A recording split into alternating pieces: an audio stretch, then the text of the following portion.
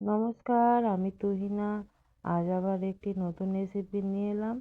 আজ আমি আপনাদেরকে বানিয়ে দেখাবো ধনেপাতার দু রকমভাবে পকোড়া।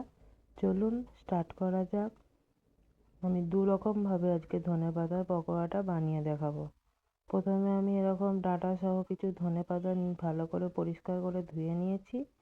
এরপরে অল্প একটু লবণ এখানে ভালো করে মিশিয়ে নেবো।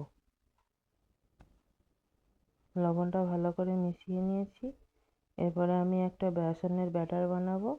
এটা কিন্তু বানানো খুবই সহজ আর খেতে কিন্তু খুবই টেস্টি লাগে। একবারটি অবশ্যই ট্রাই করে দেখতে পারেন। এখানে আমি 4 চামচের মতো বেসন নিলাম আর তার সঙ্গে দেবো 2 চামচ এখানে চালের গুঁড়ো।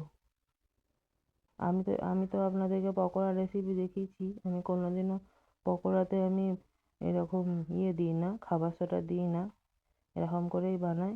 এখানে আমি 1.5 চামচের মতো লবণ দিলাম, 1 চামচ দিলাম লঙ্কার গুঁড়ো, আর এখানে 1 চামচ দিলাম কাশ্মীরি লঙ্কা, আর 1/2 চামচ দিলাম পোস্ত দানা। এখানে পোস্ত দানাটা দিলে এটা পকোড়াটা ক্রাঞ্চিও হবে আর তার সঙ্গে দেখতে খুব সুন্দর লাগে আর খেতেও টেস্টি লাগে পোস্তগুলো যখন মুখে লাগে। চলুন অল্প অল্প জল দিয়ে একটা এরকম খুব বেশি টাইটও নয় খুব পাতলাও নয় এরকম ব্যাটার বানিয়ে নিয়েছি, দেখুন। এরপরে আমি গ্যাস জ্বেলে নিলাম। এরপরে আমি এরকম একটা প্যান নিয়ে নিয়েছি। একটু একটু খোলামেলা জায়গা হলে ভালো হয়, তাতে ভালোভাবে পকোড়াগুলো ভাজা যাবে। দেখুন এরকম আমি কিছু ডাঁটা সহ নিয়ে নিয়েছি 3-4টে, নিয়ে এরকম বেসনে ডুবিয়ে এরকম দিয়ে দিলাম গরম তেলের ওপর। আবারও সেমভাবে আরেকটা বানাচ্ছি। দেখুন আবারও দিয়ে দিলাম এরকম। এটা দেখুন কতটা সহজ বানানো, আর প্রত্যেকটা পকোড়া দেখবেন কতটা ক্রাঞ্চি হবে। এবার এটা আমি এখনও কিন্তু কম আঁচেই রেখেছি। গ্যাসের ফ্লেমটা লো টু মিডিয়ামে কিন্তু পকোড়াগুলো ভাজতে হবে, তাহলে এটা ভালোভাবে ক্রাঞ্চি হবে। হাই ফ্লেমে ভাজলে ভেতরে কাঁচা রয়ে যাবে আর ওপরটা কিন্তু পুড়ে যাবে। দেখুন আমার এখানে গোল্ডেন ব্রাউন করে সব ভাজা হয়ে গেছে। এবারে আমি একটা প্লেটে তুলে নিচ্ছি।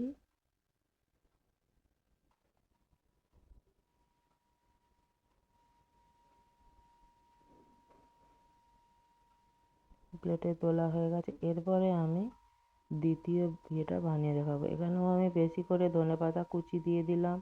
এখানে আমি একটা পেঁয়াজ কুচি দিয়ে দিলাম, তার সঙ্গে কাঁচা লঙ্কা কুচি। এখানে অল্প একটু লবণ দিলাম, ওই ব্যাটারটাতেই করছি সেই জন্য। এবারে 1/2 চামচ জিরে গুঁড়ো আর 1/2 চামচ আদা বাটা দিয়ে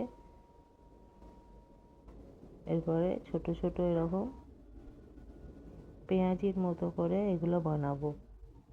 দেখুন এরকম করে চ্যাপ্টা চ্যাপ্টা শেপ দিয়ে বানিয়ে নিচ্ছি। গ্যাসের ফ্লেম আমি কিন্তু কমিয়ে রেখেছি। দেখুন বানানো কমপ্লিট। এবারে উল্টে নেবো। এক পিঠ হয়ে গেছে। এরকম চামচের সাহায্যে একটু করে হালকা করে স্প্রেড করে দিচ্ছি। এরকম ভাব এগুলো গোল্ডেন ব্রাউন করে ভাজা হয়ে গেছে। দেখুন কতটা সুন্দর হয়েছে পকোড়াগুলো। দুরকমভাবে আজকে ধনেপাতার পকোড়া আপনাদেরকে বানিয়ে দেখালাম। আপনারাও বাড়িতে একবার ট্রাই করতে পারেন। এই পকোড়াগুলো কিন্তু খুবই টেস্টি। দেখুন এরকম চামচের সাহায্যে আমি এরকম করে দেখাচ্ছি, কতটা আওয়াজটা তো শোনাতে পাচ্ছি না, তাই এরকমভাবে দেখালাম। চলুন রান্নাটা এখানেই শেষ করছি। আমার ভিডিও ভালো লাগলে লাইক কমেন্ট শেয়ার করুন।